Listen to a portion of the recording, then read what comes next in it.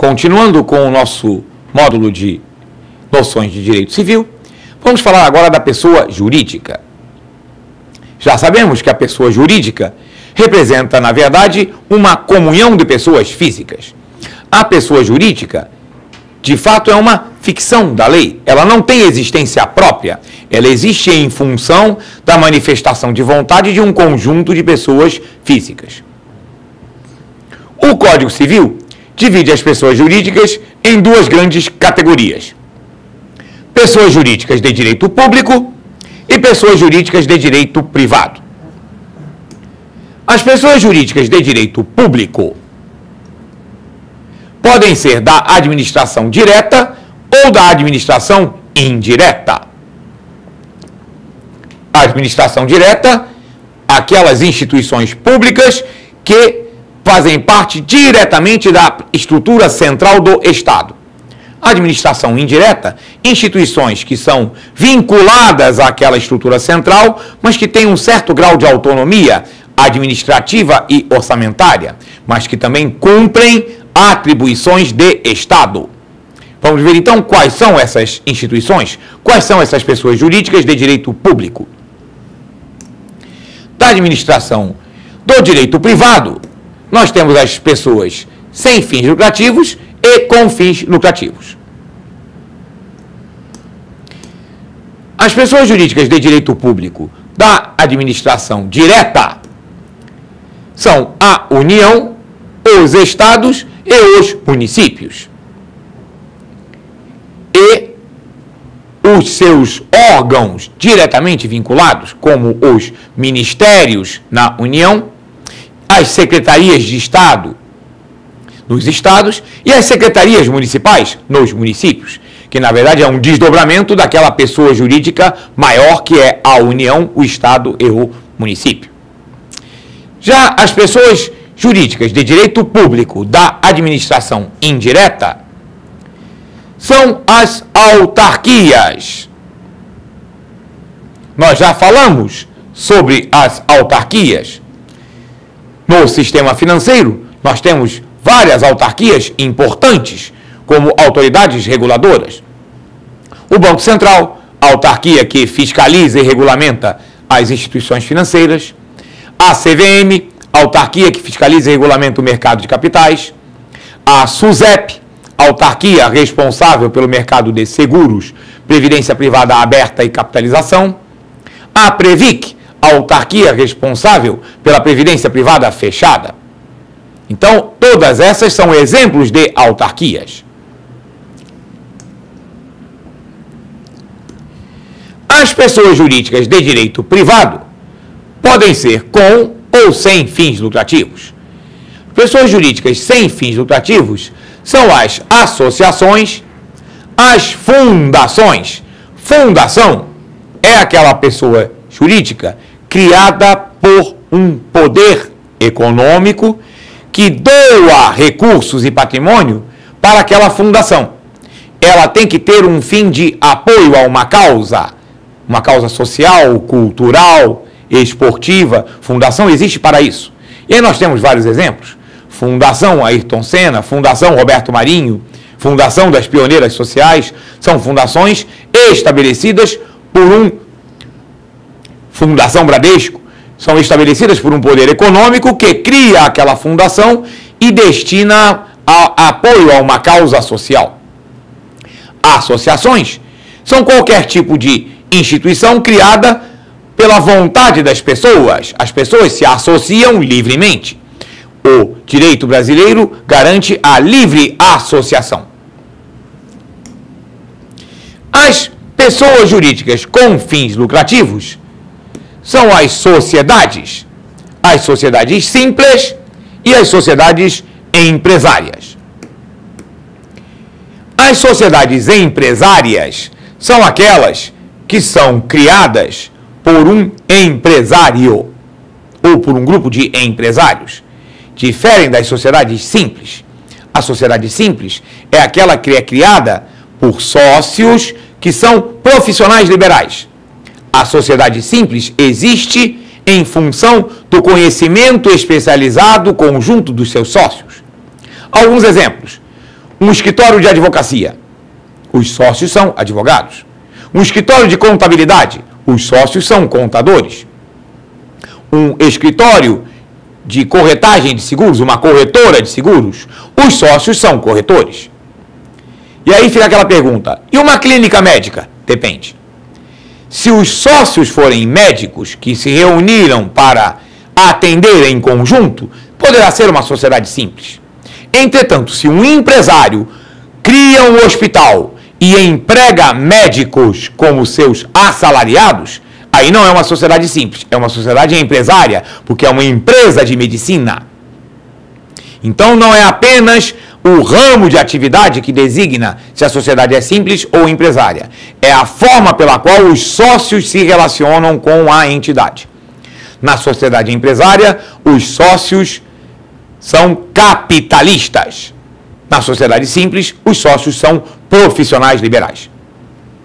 A sociedade empresária pode ser uma sociedade limitada ou uma sociedade anônima. As sociedades limitadas são aquelas cujo capital se divide em cotas. A responsabilidade dos sócios é limitada ao total, a sua parcela no capital integralizado. E aí é importante ter a ideia de capital integralizado. No contrato social, que é o que organiza uma sociedade limitada, está previsto quem são os sócios e qual a parcela de capital que cabe a cada um.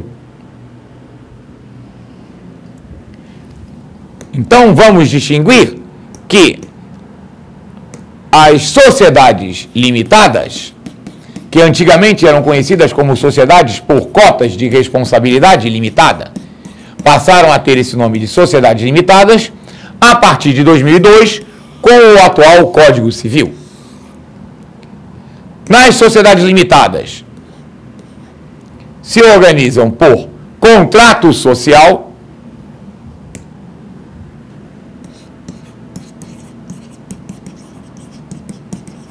e neste contrato social está descrito quem são os sócios,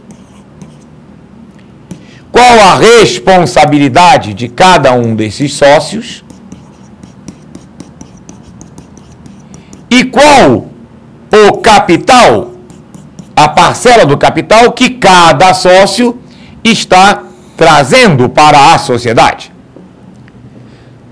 A responsabilidade do sócio é limitada à sua parcela no capital, desde que integralizada, ou seja, desde que ele tenha aportado todo aquele volume de recursos, toda aquela quantia prevista no contrato social.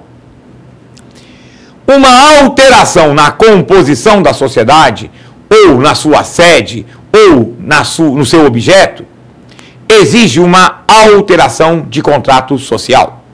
Então, quando no banco o bancário está atendendo uma sociedade limitada, ele precisa, para verificar se aquela empresa existe, ele necessita que seja apresentado o contrato social e as suas alterações, para verificar a atual composição da sociedade. Porque com alterações do contrato social,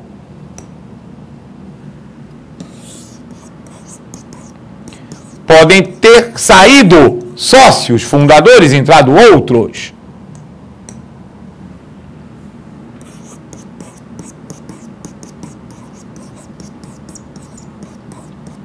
Essa alteração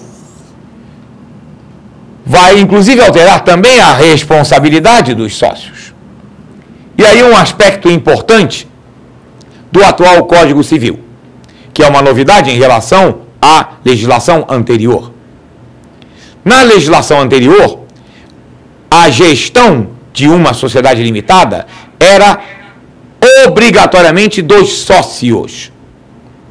Agora é possível que essa responsabilidade seja repassada a um administrador contratado.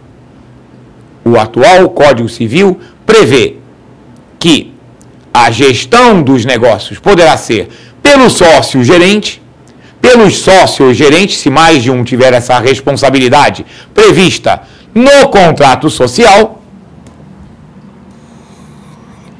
mas admite-se agora também que a administração da sociedade limitada seja profissionalizada por um administrador contratado. Um aspecto relevante também que você deve anotar é que aquela regra que a responsabilidade dos sócios é limitada ao capital integralizado, ela tem exceções.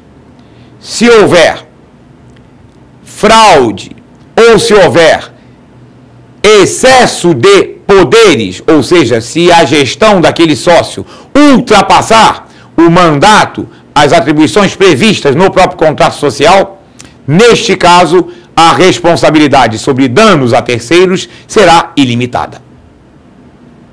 Mas, em geral, a responsabilidade é limitada ao capital integralizado e, por isso, chama-se sociedade limitada. Uma coisa importante que distingue as sociedades limitadas das sociedades anônimas é exatamente a sua forma de organização e constituição. As sociedades limitadas organizam-se por contrato social, aonde está descrito e informado quem são os sócios. Já as sociedades anônimas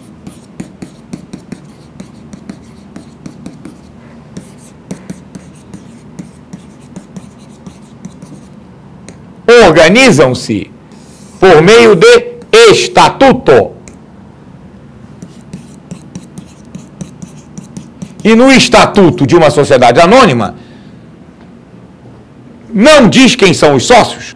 Por isso é que a sociedade é anônima, porque na sua Constituição, no seu documento de Constituição, não informa a composição da sociedade, só informa a composição dos poderes sociais.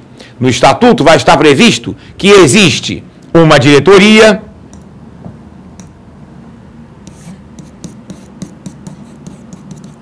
que existe um conselho fiscal. Esses dois organismos são obrigatórios em qualquer sociedade anônima pela lei das sociedades anônimas, e poderá haver também um conselho de administração. O conselho de administração é obrigatório nas sociedades abertas e também nas sociedades de economia mista, que são as sociedades anônimas, no qual o Estado é o sócio majoritário. Então o Estatuto diz quais são os cargos da diretoria, quantos membros tem no Conselho de Administração, mas não diz quem são essas pessoas. Diz qual é o prazo do mandato desses dirigentes. E esses dirigentes serão eleitos numa Assembleia Geral de Acionistas, que são os sócios de uma sociedade anônima. Sociedade anônima, o seu capital se divide em ações. Já comentamos isso quando falamos do mercado de capitais. Os acionistas elegem os poderes sociais da sociedade anônima por um determinado prazo, por um mandato. Então, além do estatuto, o relacionamento de uma sociedade anônima com um banco exige que a empresa apresente o estatuto e também a ata da Assembleia dos Acionistas. Porque é nesta ata que será informado quem são os diretores eleitos, quem são os membros do Conselho de Administração, quem são os membros do Conselho Fiscal e por que prazo eles vão responder pela empresa. No Estatuto estará dizendo os poderes de determinados cargos. Por exemplo, o Estatuto diz que quem assina o cheque é o presidente junto com um dos tesoureiros. Mas será a ata da Assembleia que vai dizer quem é o presidente e quem são os tesoureiros, ou seja, quem são os diretores que administram a sociedade anônima.